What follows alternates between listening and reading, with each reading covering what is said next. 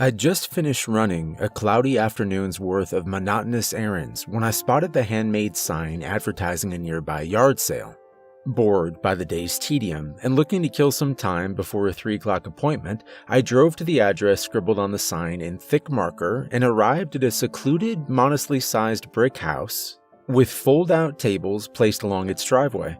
As I browsed through labeled cardboard boxes filled with the sale's offerings, I found most of their contents to be rather lackluster: faded clothes, chipped dishes, threadbare bedding, and what amounted to little more than unremarkable clutter. Eventually, a large box that held an assortment of books captured my eye. Before I could inspect them beyond a cursory glance, a sudden voice interrupted me. "Excuse me, sir." I turned around to see a middle-aged woman standing behind me.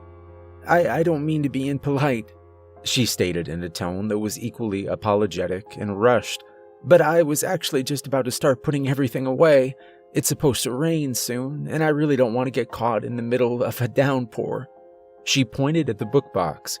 "If you take that off my hands right now, you can have it for $5. It'll be one less thing for me to deal with." "What kind of books are they?" I asked curiously. "They seemed pretty varied. I didn't recognize a lot of the titles, but there were quite a few about the ocean. I had no idea Uncle Lawrence was such a big reader until I found all the books scattered throughout his house." The woman gestured towards the slew of boxes surrounding us. "Everything here belonged to him. He passed away recently, and I'm the only family left to handle his estate." "Oh, I'm very sorry to hear that." "Thanks. I can't say that we were close, though. He tended to keep to himself. Packing up his things was like walking through a stranger's house." She looked at her watch and fixed me with a tight smile that failed to entirely conceal her eagerness to be rid of me. "So, are you interested in the books?" Minutes later, I was setting the heavy box into the backseat of my car. By the time my appointment was over, raindrops were falling steadily from the darkened sky. I went home, poured myself a glass of wine, and settled in to examine my purchase. It didn't take long for buyer's remorse to strike. Many of the books were dog-eared paperbacks sporting cracked spines, and the rest were frayed, time-worn oceanography volumes with jaundiced pages.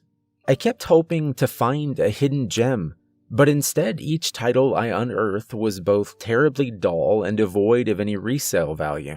I was about to deem the entire thing a total waste of a $5 bill when I saw a writing journal resting at the bottom of the box. Slender and bound with smooth canvas, it appeared to have been mistaken for a jacketless book and tossed into the box without a second glance. I opened it to discover an entry penned by a trembling, uneven hand. 30 years ago, the entry began, I experienced something terrifying. I blinked in surprise, taken aback by the ominous scrawled words, before continuing to read. I never found the courage to talk about what happened that night, and I strongly doubt anyone would have ever believed me anyway. Fear of being deemed a liar or considered insane has kept me silent for decades, but none of that matters now. Perhaps writing this down will prove to be therapeutic for me, or perhaps I'm merely wasting paper, ink, and the little time I have left in this world. Back then, I had every reason to be happy. I was young and healthy, vibrant and ambitious. I enjoyed a great deal of success at work, including a recent promotion, and I just moved into a new high-rise apartment by the beach.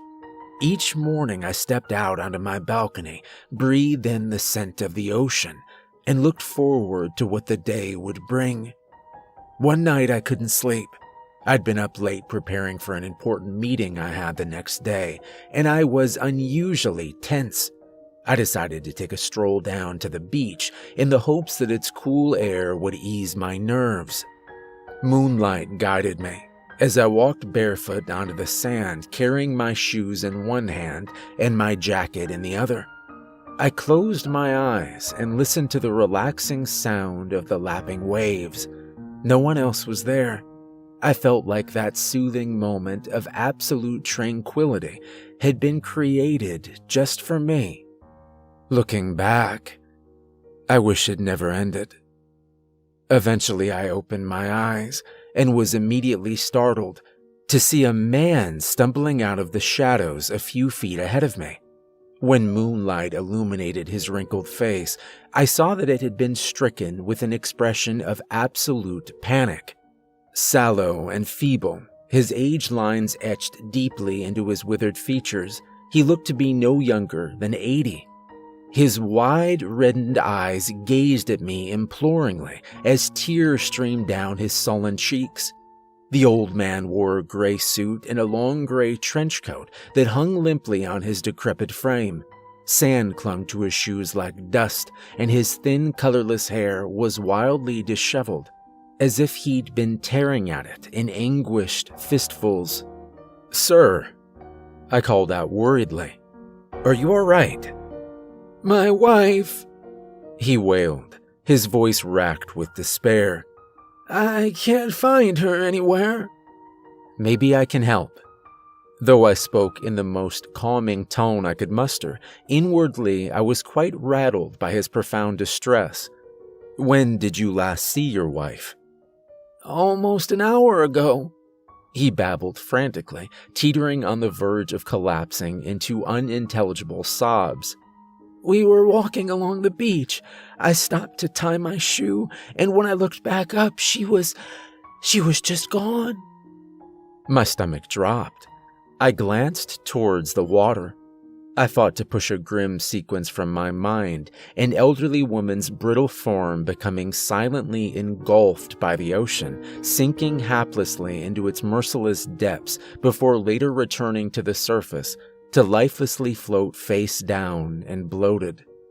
"Let's get you somewhere where you can sit and rest," I said gently. "I'll call the police." "No," the old man cried fervently. "You can't leave me." "There's a payphone just a few minutes away. The sooner the police get here, the sooner they can start searching for your wife." "But there isn't enough time for that," he protested. Couldn't you just swim out and look for her?" "No, sir. It's too dark, and I wouldn't be able to see." "Please," the old man begged urgently, bursting into fresh tears. "She's all that I have left." "I'll be right back," I assured him. "I promise." Before he could speak another word, I turned away and broke into a run. I was certain the ocean had already claimed his ill-fated wife and added her to its drowned ranks, but I still hoped against hope that I was wrong. I just reached the payphone and was searching my pockets for change when I heard the close sound of weeping. I turned around and found myself face to face with the old man. I gawked at him in confusion, stunned by his speed.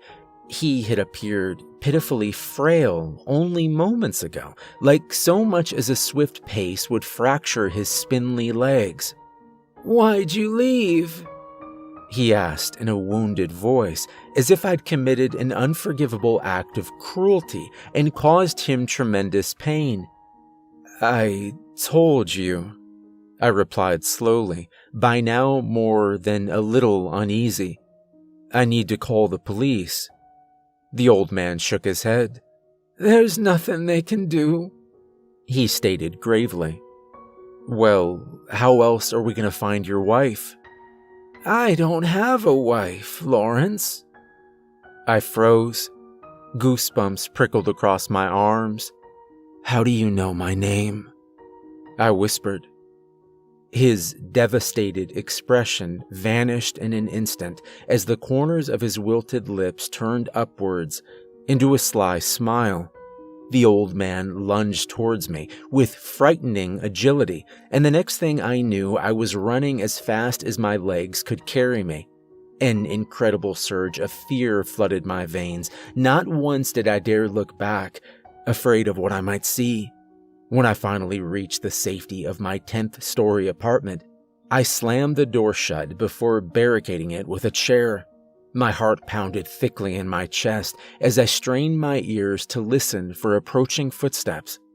Several tense but uneventful moments passed, followed by several more.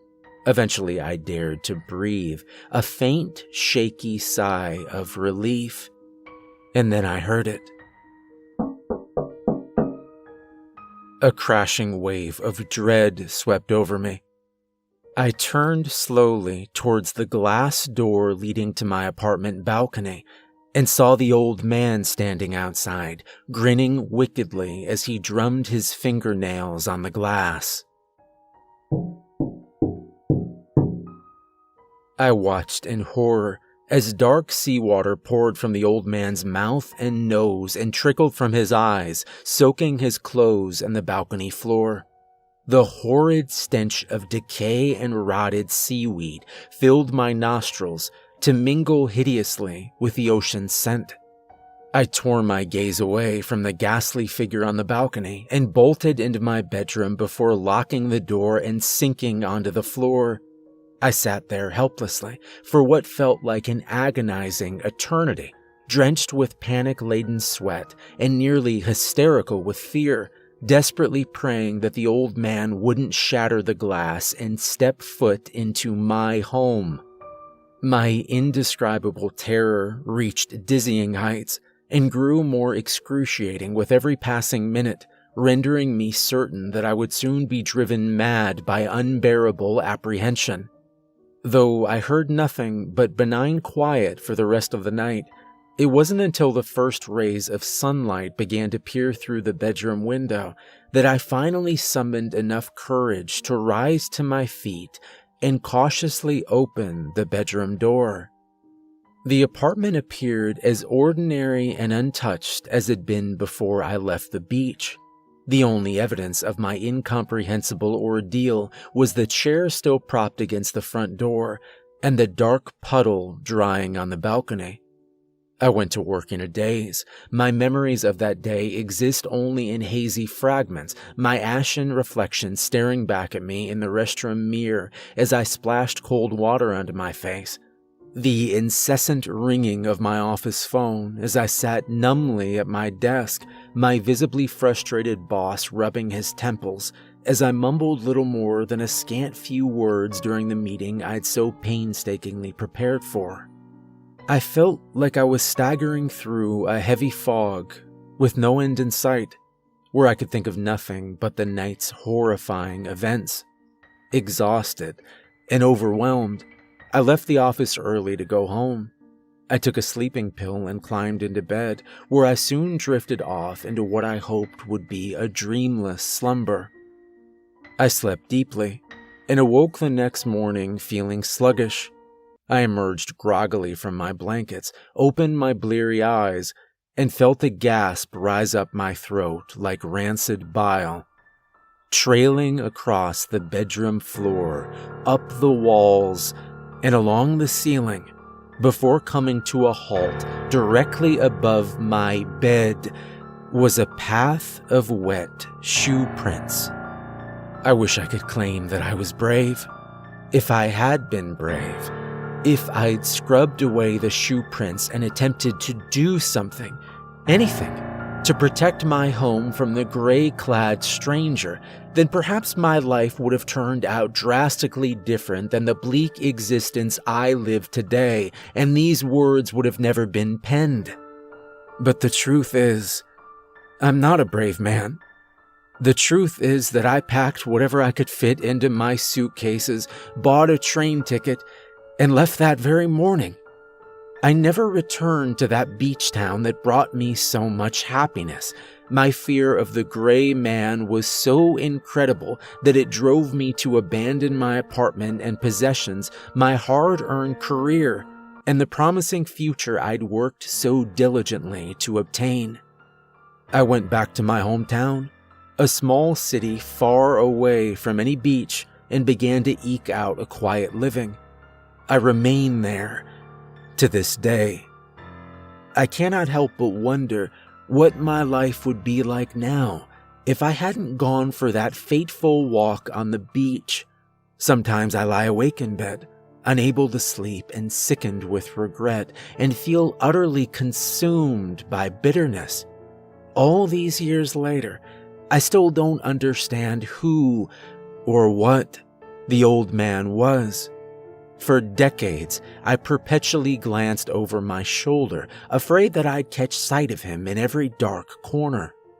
I left my house only when necessary, and eventually I began to never leave it at all. Most of my family is gone now, and the only people I ever see with any regularity are the ones who deliver my mail and the volunteers from a local charity group that leaves lukewarm meals on my doorstep. Painful, insurmountable loneliness continues to haunt me like a melancholic specter. But last night, I looked outside and saw something standing inches away from my window, bathed in moonlight and staring back to meet my gaze. Something gray. I know the old man will be here soon, but I don't have 30 more years left in me to spend hiding, and I'm much too tired to run. It's funny, after living in fear of this moment for so very long, I find that I'm actually not afraid now. I'm ready to be at peace, to no longer be trapped inside the reclusive prison I have confined myself within. Whatever happens, I hope that tonight ends with me finding the same freeing tranquility I felt decades ago, during that serene moment on a calm, quiet beach. I'd like to think I've earned it. My hands shook as I flipped through the journal to discover that the rest of the pages were blank. I didn't sleep that stormy night. Instead, I read the entry over and over again, captivated by the strange tale told within its lines, and even transcribed every word of it onto my laptop. In the morning, when the rain was finally over and the sky was blue once again, I grabbed the journal and drove back to the brick house. I hoped to find the woman there. I knew the questions I wanted to ask her would seem confusing and odd, or maybe even alarming, but it was the only way to quell my overpowering curiosity. I had to know what happened to her unfortunate Uncle Lawrence, and if the old man was responsible for his death. As I pulled into the house's secluded street, I saw that the yard sale had already been set up for another day of business. But when I approached the driveway, I noticed that everything looked wet. Rain had heavily saturated the cardboard boxes, rendering them soggy and limp, and all the clothing items appeared damp to the touch.